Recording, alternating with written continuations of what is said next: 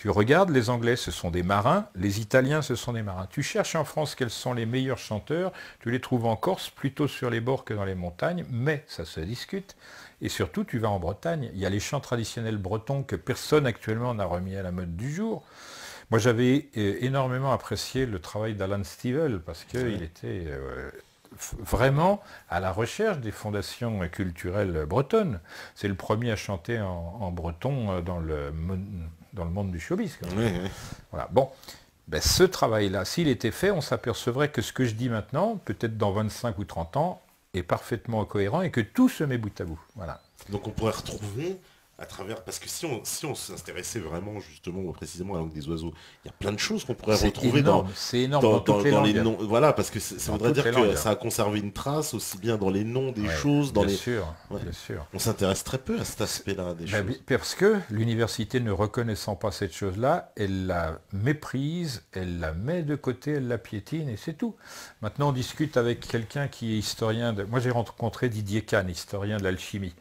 J'ai eu l'occasion de discuter avec lui. Il m'a dit, moi, ça fait 25 ans que j'étudie. Mais ce type-là est un ignorant, un docte ignorant, mais un ignorant, il ne sait rien de l'alchimie. Il ne sait rien des modalités de transmission. Il ne sait même pas expliquer les noms qui sont donnés et que se sont donnés eux-mêmes les alchimistes.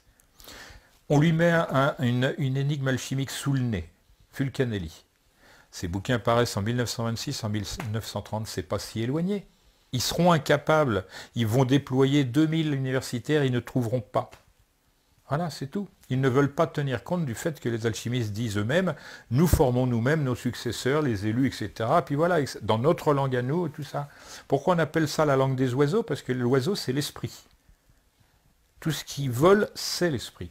Pourquoi les Indiens d'Amérique du Nord mettent des grandes plumes ici? Parce qu'ils figurent la tête comme un rayonnement de l'esprit. Voilà, c'est le moyen de se joindre au cosmos. Parce que dans l'univers, qu'est-ce qui se fait? C'est pas tout le monde sur des planètes, c'est tout le monde dans l'espace aérien. Quand on dit, ouais, les extraterrestres, comment ils font pour venir de leur planète jusqu'à chez nous? Mais c'est un délire, ça. Les extraterrestres, il y a longtemps qu'ils se sont tirés de leur planète, ils n'en ont rien à fiche de leur planète d'origine. Elle est morte depuis longtemps, leur planète. Et ils le savent. Ils sont assez savants pour savoir quel est le développement d'une planète. De la même manière que moi, j'ai assez appris pour savoir le développement de ma planète. Je sais pourquoi les formes des continents sont ainsi. C'est la loi de Coriolis d'abord et ensuite la loi de Brooke, si ça intéresse les auditeurs, qu'ils cherchent dans ces domaines. La loi de Brooke, c'est plus difficile à trouver. C'est un militaire belge et ses bouquins sont très durs à trouver maintenant. Mais bon, si ça les intéresse, ils vont savoir qu'il y en a un autre qui s'appelle Albert Cochon de Lapparent, qui est un géologue dont tous les géologues du monde lisent les bouquins. Eh bien, ce type-là, il a donné la description qu'on peut suivre de ce que sera la planète. Et ce type-là a été instruit par les hermétistes, et était hermétiste lui-même. Bon. D'ailleurs, il a des petits-enfants, il travaille chez Hermès, c'est marrant. Hein. Oui, ça c'est marrant. Voilà. Alors, pour revenir à la langue des oiseaux, note ceci. Oiseau, c'est le seul mot de la langue française qui comporte toutes les voyelles. Ah, oui. Et dedans, il y a la lettre S, la manifestation de l'énergie des voyelles. C'est-à-dire l'esprit lui-même.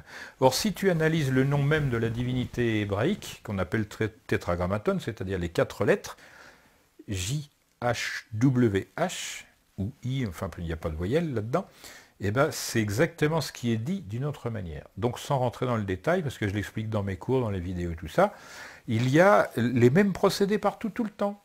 Donc, il faudra bien tenir compte de cela. La lettre H, sa particularité, Hermès commence par la lettre H, et quand tu mets P devant H, ça devient F, tu mets C devant H, ça devient CH, etc. Donc c'est une lettre qui fait muter.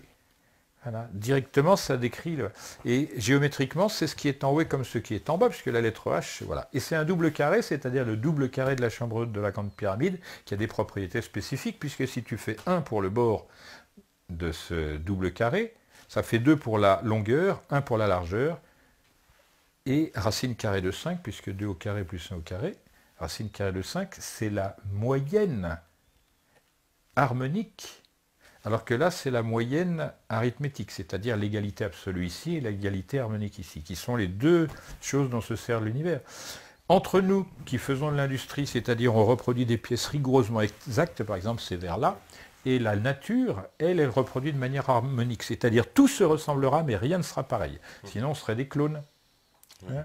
On est des clowns, mais c'est pas... C'est Alors, un autre s'il y a problème. d'autres questions, on peut en profiter. Euh, Qu'est-ce qu'on me dit encore, oui, comme question? Karnak a une incidence sur la gravitation. Il y a donc bien une théorie de l'antigravité. Que pense Jacques Grimaud de cette théorie? Alors, on peut présenter des théories en quantité industrielle. Le problème, c'est de les vérifier par une mise en œuvre qui a des résultats directs. Ce que l'on sait quand on ouvre son sac à malice, c'est qu'il y a des choses qui s'appellent la lévitation, que ce soit d'êtres humains et même des animaux dans certains cas, et d'éléments dits inertes. La partie centrale, je l'ai déjà dit, ça se joue entre gravitation, inertie, les forces, énergie, etc., etc., et surtout polarité. Voilà. Maintenant, si j'en dis plus, je risque de dévoiler ce qu'il ne faut pas dévoiler maintenant. Voilà. Trop de ça. Bah oui. Alors, une autre question, parce que hier on a reçu un chercheur aussi, qui lui remet en cause l'existence des savants grecs, qui selon lui serait une invention. euh, Bah, qu'il le démontre. Bah, il l'a démontré assez bien, parce qu'il nous expliquait quelque chose, alors justement, qu'il n'existait aucun écrit des Grecs qu'on puisse identifier comme étant l'écrit de Platon datant de l'époque de Platon. Alors, non, Et ça n'est pareil pas pour exact. les autres. Ça n'est pas Ah, exact. c'est ce qu'il nous a expliqué La ici. vérité, comment dire, dans ce domaine, c'est que les Grecs, d'une manière générale, ne signaient pas. Donc on attribue à machin un truc à bidule. Ça ne veut pas dire que parce que cette chose-là n'existe pas, ça c'est pratiquer l'histoire de manière étroite. Il faut savoir que le vrai nom de Platon c'est Aristoclès, c'est-à-dire quelqu'un qui possède le pouvoir de l'aristocratie, quelqu'un du sommet de... Voilà. Mais son surnom Platon, ça veut dire le costaud, le large.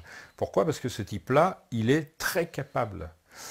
Il y a des gens qui s'intéressent de nos jours, par exemple, à ces near-death experiments, c'est-à-dire les gens qui meurent et qui reviennent de la mort. Le premier à raconter ça, c'est Platon, c'est 5 siècles avant notre ère. Ce qui importe, c'est pas de savoir si c'est Platon, s'ils ont existé ou pas, c'est pas ça, parce que les anciens, d'une manière générale, étaient plus ou moins hermétistes. Platon l'était, Socrate l'était, même Aristote. Donc c'est pas là le problème. Le problème, c'est qu'il y a une temporalité qui se dévoile. À l'époque où Platon, par exemple, parle de l'Atlantide, on nous parle, chez les Hébreux, de la création du monde, la Bible, etc. C'est la même période. À cette même période, en Chine, il y a des gens comme Lao Tse. Oui, bon, bah écoutez, il faut faire attention. C'est au moment où se dévoile une partie de l'hermétisme traditionnel, et c'est tout. Qui sait traduire Lao Tse actuellement? Même chez les Chinois, il n'y en a pas beaucoup. Platon non plus, etc. Ce sont des jeux de mots. Platon, c'est de l'égyptien, ce n'est pas du grec. Voilà.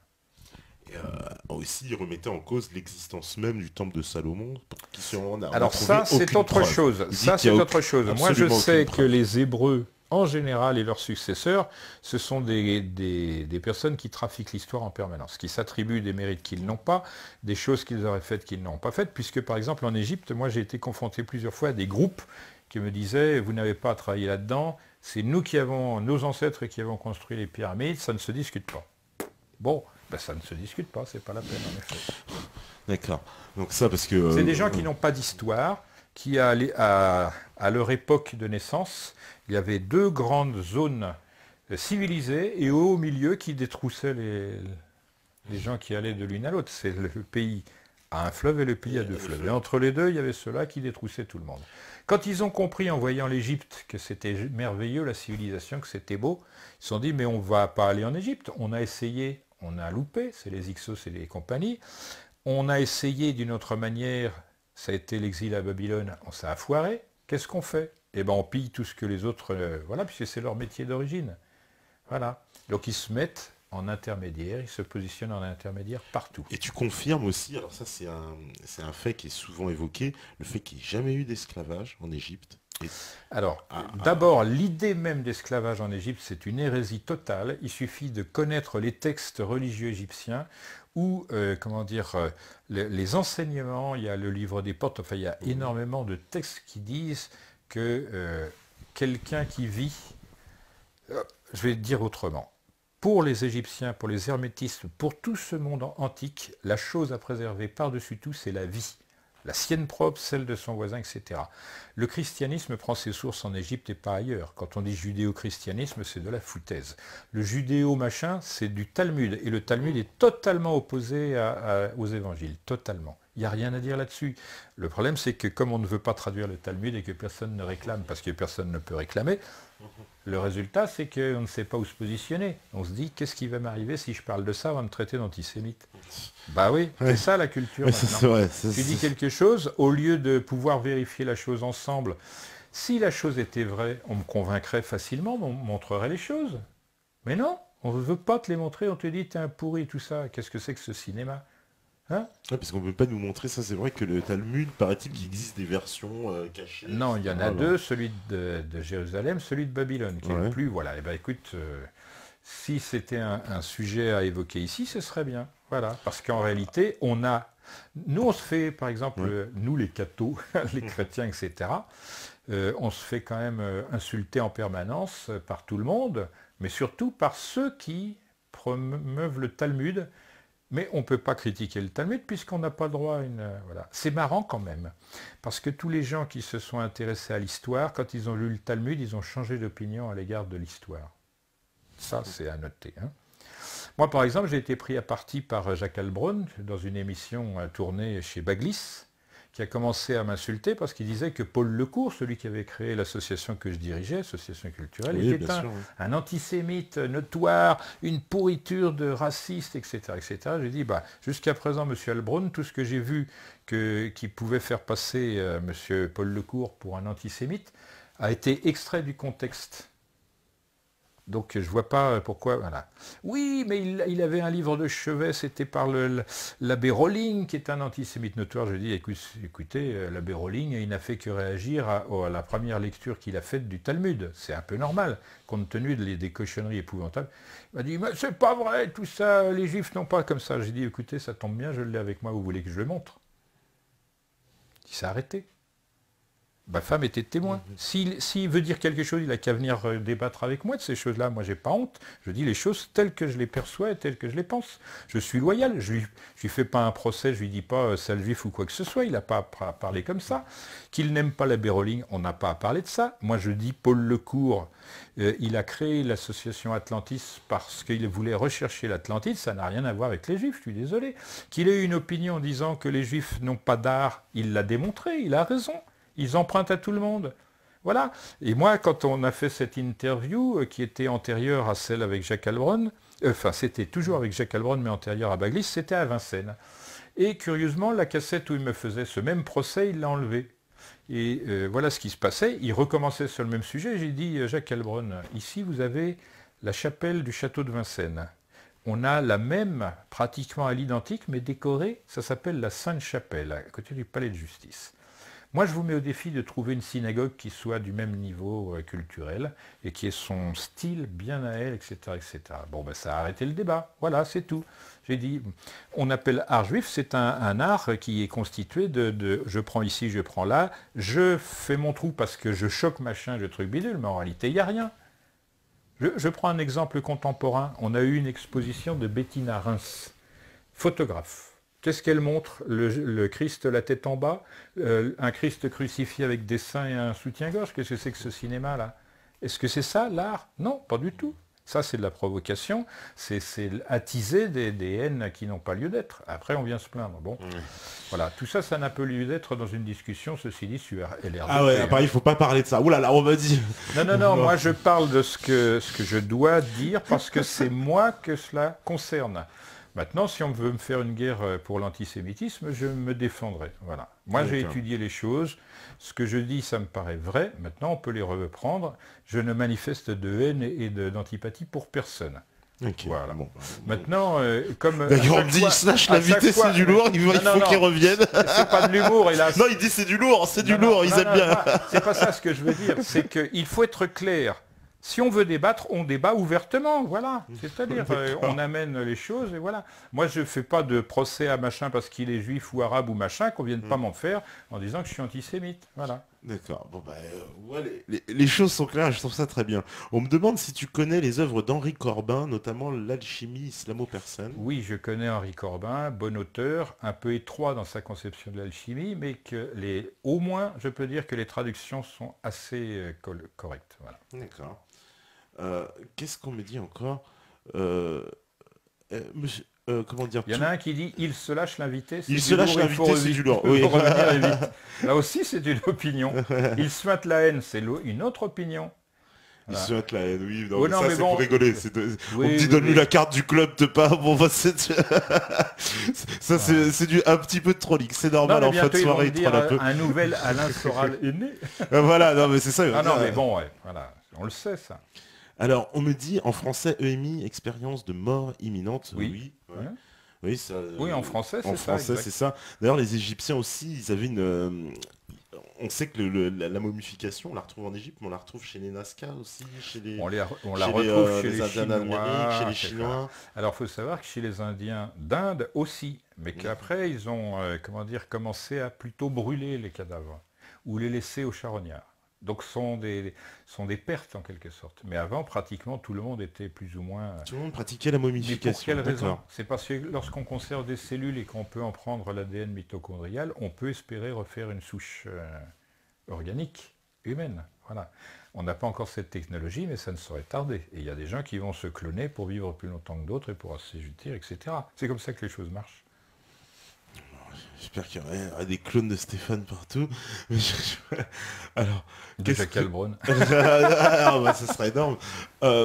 Oui, bah, les pyramides d'Europe, c'est vrai, on en a parlé. Toi, tu as dit un petit mot. Oui, Tu mais bon. disais pas, tu disais que c'était pas forcément des pyramides qui avaient beaucoup d'imitations. Je vais dire pour les pyramides, les vraies pyramides et celles qui ne sont pas vraies à mon sens, elles répondent à une logique qui est évidente. Je l'ai dit dans plusieurs interviews, je l'ai écrit plusieurs fois. On regarde la Chine, l'endroit le plus anciennement habité de Chine, il y a des pyramides et c'est curieusement le milieu de la surface de terre habitable de ce continent. On regarde les Amériques, Amérique du Nord, Mésoamérique, Amérique du Sud, et on voit que c'est le centre, le Yucatan, qui accueille des pyramides, et le Guatemala, c'est-à-dire la zone centrale. On regarde le plateau européano-moyen-oriental africain, pouf, c'est la Gizeh, et donc la moitié de cette surface, voilà, c'est tout. Et il y a 3 grosses zones, le reste c'est accessoire. Voilà. D'accord. Donc les 3 grosses zones, c'est Et si on veut être... Voilà. Mais il y avait une pyramide également qui a été attestée plusieurs fois à l'île de Pâques. Voilà.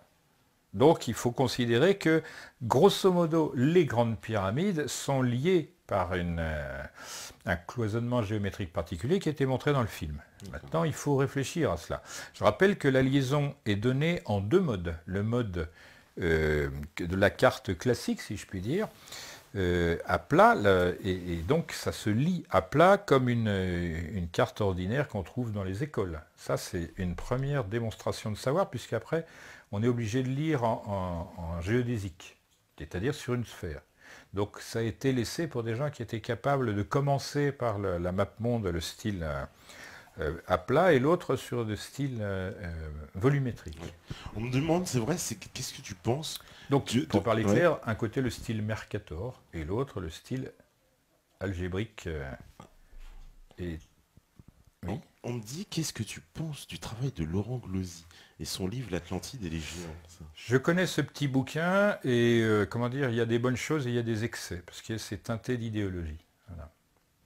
Mais c'est une étude approfondie, sérieuse, qui mériterait d'être la base d'un travail plus étendu. D'accord. Bon. Il y en a qui réclament encore ta venue, qui disent ah, il faut revenir pour des émissions, bah, ce sera avec grand plaisir. Mais exactement, et sachez quand même qu'on a mis un temps épouvantable pour venir, parce qu'il y avait un temps épouvantable et des accidents épouvantables, c'est navrant, mais j'aurais souhaité pouvoir donner les 4 heures. Ah bah là on y est presque, hein, de toute façon, bah, oui écoute, il est 1 heure, on a fait les 4 heures. Tout le je monde te sait dis... que j'ai une grande autonomie, j'avais fait ici et maintenant 6h30. Oui, oui, en plus, oula, oula, oui, c'est mythique là. Je sais pas si Steph tiendra 6 heures. Faillot. Mais en tout cas c'était... Quel faillot. Non, c'est vrai, faut bien le dire. Alors, je vais aller faire un petit tour chez les nouveaux quand même. Je confirme, t'es pas faillot. Ah, merci. On me dit, la Lune est-elle creuse? C'est vrai ça? Non, il y a comment dire, des zones creuses en effet, parce qu'il y a eu une activité volcanique et aquatique sur la Lune. Mais bon, le fait qu'elle s'est quand même pas mal voyagé, ben, on me posait la question, est-ce que vous connaissez le docteur Emmanuel Velikovsky? Il en parle assez bien de cela. Voilà. Dans la Lune, en effet, il y a des zones creuses. D'ailleurs, je crois savoir, me souvenir que Lunar Orbiter avait testé cela et qu'en effet, il y avait des échos multiples qui traduit, donc, selon la méthode du sonar, des cavités multiples. Voilà. D'accord. Et la Terre creuse, c'est crédible, Ça, pour moi, non. Hmm. Non, pour moi, niet. D'accord, la théorie de la Elle, fameuse théorie de la elle Terre est creuse dans l'épaisseur de la croûte, mais à part ça, non. Hein. D'accord. Alors, je me trompe sur Gurdjieff? Qu'est-ce que j'ai dit de mal? Il se trompe sur Gurdjieff, ouais, je sais plus ce que tu as Non, dit mais sur bon, oui, Gurdjieff. c'est vrai, ouais, d'accord. Voilà. Alors, dernière Je dis ce que je souhaite dire, question. par ailleurs. Allez-y, profitez-en, c'est les dernières. Ah là, on me dit Luc Biget, ouais. Connaissez- Non, mais on me met Zakaria Sitchin, les Anunnaki. Oui, Zakaria les aliens. Sitchin, oui, c'est Alors, on me le sort souvent celui-là. c'est les comme Anunnaki, Anton Parks. Oui, Anton Parks. J'estime beaucoup la qualité de ses travaux. Ça ne veut pas dire pour autant que j'y adhère. Comme j'ai dit, ma manière de faire, c'est j'encourage le travail et je tape sur tout ce qui est amoral, déloyal, pourri pour les trolls, donc sans réserve. Même si physiquement ça les intéressait, moi je suis toujours prêt. Bon, non, non, sérieux, je le dis parce qu'il y en a qui me menacent et tout. Bon, pas de problème, moi je... Hein voilà. On me dit, c'est vrai, que pensez-vous des montagnes taillées, c'est-à-dire les lignes de Nazca justement, ça c'est ça. Alors, vous il y a... dans le film que vous Voilà. dites qu'il y a des montagnes qui ont été quasiment taillées comme Apparemment, il semble que d'un point de vue géologique, le sommet a été écrété pour en faire des zones plates et pour y installer les pistas. Et en effet, on ne voit pas ça du sol. Donc, les pistas étaient visibles seulement du ciel. À quoi ça sert? Si au sol, on ne voit pas la chose. C'est ça la question. Ensuite, il y a de très longues lignes parfaitement rectilignes sur des dizaines de ça. kilomètres. Oui, il y en a une qui fait 30 km, je crois. Il y a plus que cela. En réalité, il y a oui. plus de 2700 km entre le Pérou et la Bolivie, on en parlera. Donc, et l'intérêt, c'est de savoir qu'au bout de les deux bouts de cette ligne sont occupés d'un côté par une mine d'argent et de l'autre côté par une mine d'or. On ne voit pas la relation de pourquoi faire une ligne entre une ligne droite. Ça veut dire que ces gens-là, on ne sait pas ce qu'ils faisaient, mais à part extraire des métaux, voilà. Alors, on va me dire, mais attendez, les métaux, on les fabrique, et on a raison de dire ça, on les fabrique dans l'espace. On prend tout ce qui traîne et on reconstitue. Mais là, il y a une chose que les gens ne savent pas et qui conditionne l'alchimie. Les produits vivants sont tous impurs, et ces impuretés travaillent pour la réalisation de choses qui ne se font pas dans les choses pures. Chimiquement, on n'y arrivera pas. Ça s'appelle d'un nom catalyseur. Si on ne connaît pas le rôle des catalyseurs en chimie, ou même en physique, aucun résultat vivant. Voilà, la chose est réglée. Allez, une dernière encore, on me dit, hier c'était Boutamina a développé une thèse avec les djinns et Salomon, bah, on en a parlé mon cher, on a posé la question. Salomon pour moi c'est un personnage de légende et le temple et tout cela c'est c'est une construction pseudo-historique. Parce que le temple, le mur d'alimentation, j'allais dire, le mur des lamentations, pardon, qu'on m'excuse, c'est un mur romain. Ça n'a absolument rien à voir avec le temple de Salomon des origines. C'est un mur romain. Et il est facile de le démontrer par la méthodologie, la taille et tout cela. Jean-Pierre Adam pourrait faire la démonstration s'il n'avait pas peur de se faire coincer comme antisémite. Moi, ça va. J'assume. Et simplement, je renvoie à des bouquins qui sont assez connus pour cela, où la démonstration archéologique est celle-ci. On n'a absolument rien retrouvé de certains récits bibliques. C'est normal, puisque ces récits sont purement kabbalistiques. Et voilà. Donc, et aussi le temple de Baalbek au Liban avec voilà, on le trouve dans la plaine de la Beka, c'est-à-dire l'endroit où il y a les passages militaires les plus... Voilà. Alors l'intérêt, c'est de voir plusieurs choses qu'on retrouve en Égypte. D'abord, de mettre des pierres énormes, 1000 tonnes, sur des caillasses qui font, à tout casser, 8 à 12 tonnes. Donc on a des petites pierres, et au-dessus, mais comme disait Patrice dans le film, pourquoi faire simple quand on peut faire compliqué? La vertu de la chose, c'est que c'est antisismique. Voilà. C'est comme quand on retire la nappe et qu'il y a des grosses soupières en dessous, si on s'y prend bien, on tire, la soupière reste et le drap s'en va. C'est de cet ordre-là. Maintenant, pour soulever des trucs de 1000 tonnes, il y a intérêt à se lever tôt. Hein. Et alors, on appelle ça le temple de Jupiter, parce que Zeus Pater, c'est quand même le type le plus costaud plus costaud qu'Hercule, voilà. Et donc il y a bien des raisons à cela. Il faut savoir que Baalbek, ça veut dire quelque chose. Baal, c'est les seigneurs. Maintenant, quelqu'un qui voudrait traduire, il comprendrait ma pensée. Et il s'intéresserait dès lors au djinn et au Coran. Voilà. Ouais, tu parles comme un ancien, il faut que je décrypte, c'est ça? Non, je donne des pistes, chacun prend sa piste, et ça, parce que sinon c'est toujours tout le monde sur la même chose, ça ne sert à rien. Alors, que pense-t-il de la descendance directe du roi Salomon et de la reine de Saba, Haïlé Sélassié, empereur d'Éthiopie? Ouais. Alors, il y a une partie, on connaît les Falachas, qui sont des juifs authentiques, bien qu'ils soient noirs de peau. Je rappelle que, pour les écrits bibliques, il est un récit qui commence comme ça, elle est noire mais elle est belle. Nous sommes d'accord, ça s'appelle le Cantique des Cantiques. Eh bien, il faut voir que être juif, ça n'a aucun sens. Être judéen, ça en a, mais juif, ça ne veut rien dire. C'est un mot qui a été inventé en Angleterre dans les années 1870-1880 pour des raisons, politiques. Donc, il faut bien revenir aux sources historiques, géographiques, culturelles, etc. Éthiope, chez les anciens, ça veut dire noir, tout bêtement. De la même manière, Inde. Inde, ça veut dire coloré, sombre. C'est pareil, voilà. Donc les Indiens, quand Colomb, qui est juif, Christophe Colomb est juif, il n'est pas le seul sur les 3 bateaux à aller en Amérique future, eh bien, ils recherchent des choses qu'ils ont notées dans leur tradition. Alors je dirais, attention, la tradition est très probablement juste, mais incomplète.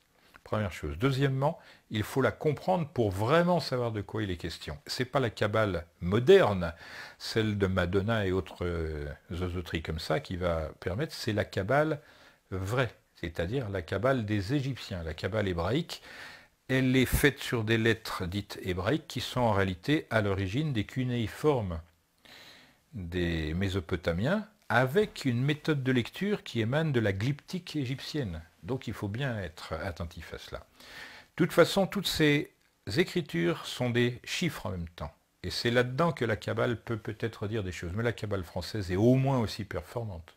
Voilà. Donc viendra un moment où ces choses seront rassemblées, confrontées, mais pas seulement. Elles seront comparées et on verra que chacune a son efficacité, sa nécessité. Mais il ne s'agira pas de dire machin est supérieur à truc ou plus ancien et tout ça, ça n'a pas de sens. Voilà. La réalité, c'est qu'à la base de toutes les langues, il y a la même chose. C'est ce substrat qu'il faut aller chercher. On me dit un rapport avec la théorie Zulu-Lassan sur les premiers Israélites noirs. Ça représente quoi, les premiers Israélites noirs dans l'histoire des hommes? Je sais pas. Pour moi, moi non plus, tiens, allez hop. On me dit, alors, que pensez-vous de David Icke et de ses hypothèses? C'est vrai. Là-dedans, il y a beaucoup d'informations et beaucoup d'âneries, mais il faut savoir choisir et aller chercher ce qui est bon et ce qui ne l'est pas. Ouais. Voilà, c'est le légendaire moderne aussi.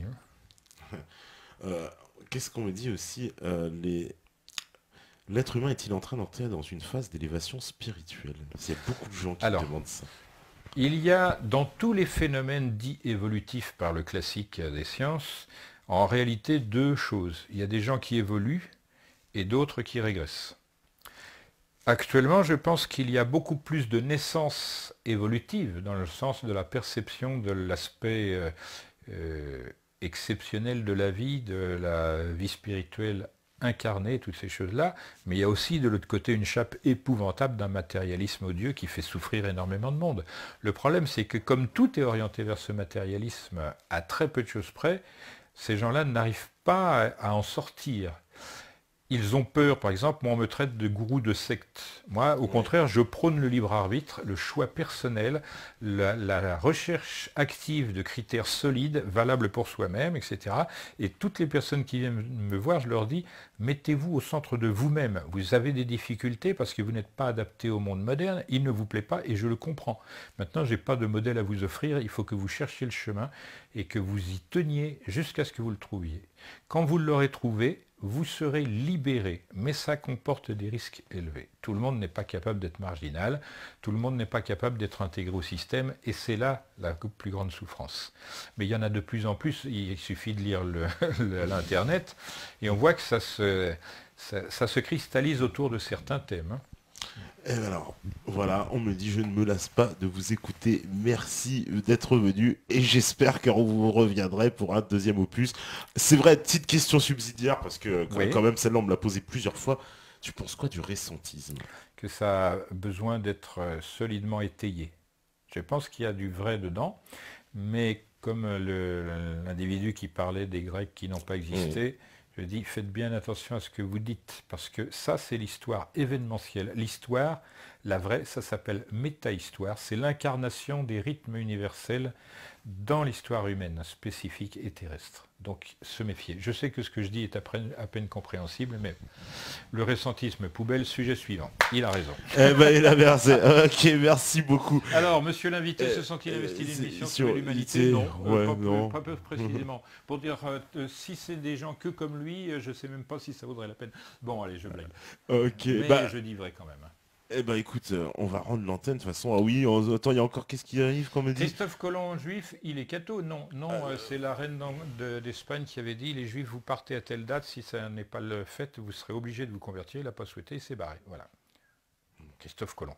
Mais ça commence à se savoir. Hein. Oui, ouais. Surtout, et tu connais pas le livre La clé d'Iram de Christopher Christopher Knight, Robert Lemas, ouais. C'est crédible, ils disent l'Amérique Écoute, était je suis pas découverte bon avant juge de tout par le fait qu'il y a énormément de livres que je n'ai pas lus.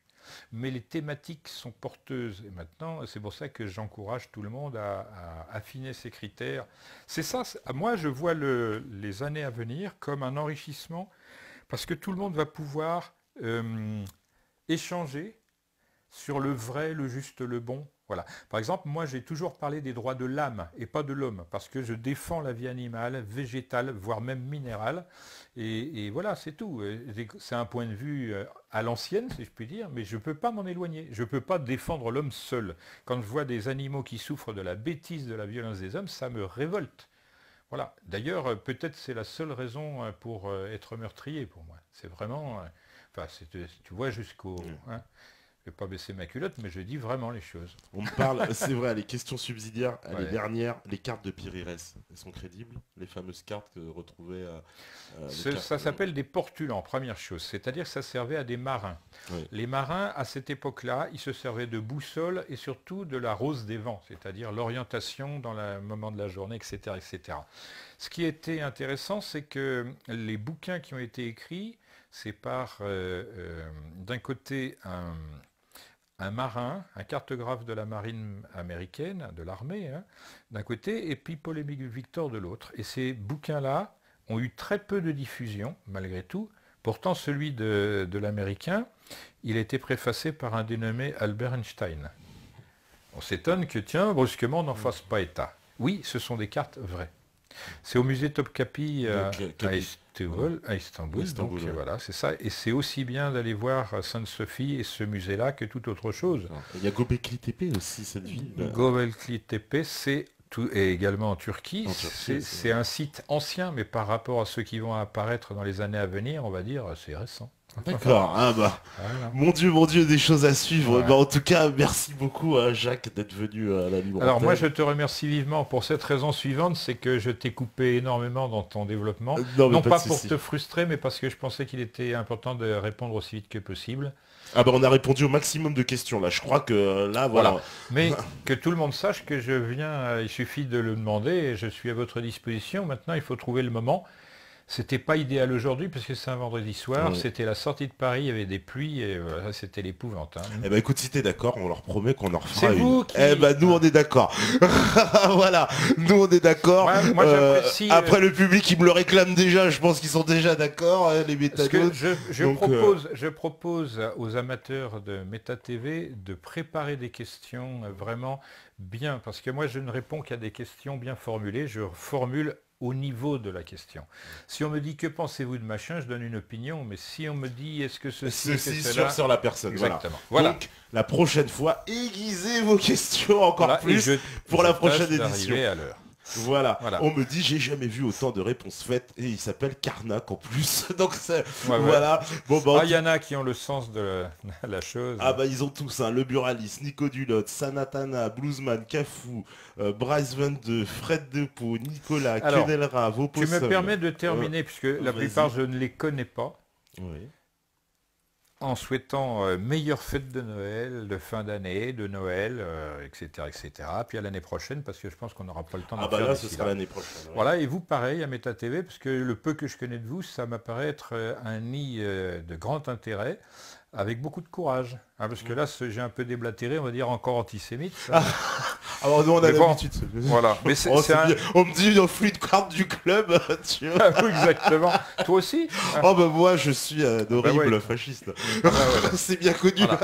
Voilà. Alors tu as un point Godwin très fréquent. Enfin, Ah bah complètement. voilà, moi aussi. Ah bah je moi les j'ai le collectionne. point Godwin qui me titille à chaque Voilà, fois. c'est ça. Merci. Ça m'est tombé dessus un matin. Tu vois, depuis j'arrive plus à m'en Alors la débarrasser. question, quelle impression de votre passage sur Meta TV? Ah bah Excellent. déjà Frisky. Excellent. Ah non. C'est tous des fascistes On est tous antisémites. des et tout ça, fascistes antisémites, des antitermites horribles. Voilà, c'est ça. Voilà, Espérance 8 replay, Presse Volante, Yuri, Frisky, DC Tutsi, Eurasien, Hugo Saint-Gilles, Mélie, Valigolou, Alors, Meta TV Vite, je vais Roger terminer D, en faisant de la vas-y, pub. Gaspard. Je vais faire de la pub pour terminer. Si vous avez besoin, enfin si ça vous intéresse de vous approcher de LRDP, c'est-à-dire la révélation des pyramides, il y a l'association que je préside qui s'appelle la Nouvelle Atlantide, qui fait référence évidemment pas seulement à Platon, mais également à Francis Bacon, qui a engendré la science moderne et qui était aussi un hermétiste. Et donc vous pouvez joindre la Nouvelle Atlantide sur la Nouvelle Atlantide Association sur votre barre de voilà, et vous trouverez des livrets, des vidéos, etc. Et c'est une période difficile parce que tant qu'il y a les procès, je ne suis pas libre. Après, quand je serai libre, je pense que ça ira beaucoup plus facilement. Ok. Eh ben merci beaucoup Jacques, merci à la régie bien sûr, merci aussi, on peut remercier ta femme qui est là, Bah oui, qui nous a fait des signes comme ça. Bah oui, On la dit, pauvre. merci. Elle dit, mais il dérape, c'est un il gros dérape, malade, il va nous dérape, faire avoir stoppez-le, des- elle voulait que j'arrête tout de suite. Je Mais non, on dérape a culturellement, l'habitude. c'est ni politique, ni raciste, ni quoi que ce soit. Voilà. C'est l'histoire qui est comme ça. C'est l'histoire, et voilà, ben, tu vois, ils nous disent tous merci, Billy, Yann Chilem, Psychotique, le Joe, Maro, Vincent, Yuri, Luc, Odile, Terminator, Nico et Clara, Liberty, Meta TV Voilà. Vite, etc. Bah, si j'ai pu faire Merci. passer une bonne soirée à tous, Eh ben, tous m'ont fait passer une excellente soirée. Eh ben nous Merci. aussi, parce que vous savez très bien que si vous étiez sur Meta TV ce soir, et si vous écoutez ce message, C'est qu'il y a une raison. ouais, c'est parce que vous êtes la résistance. Ciao. Allez, bye. Merci beaucoup.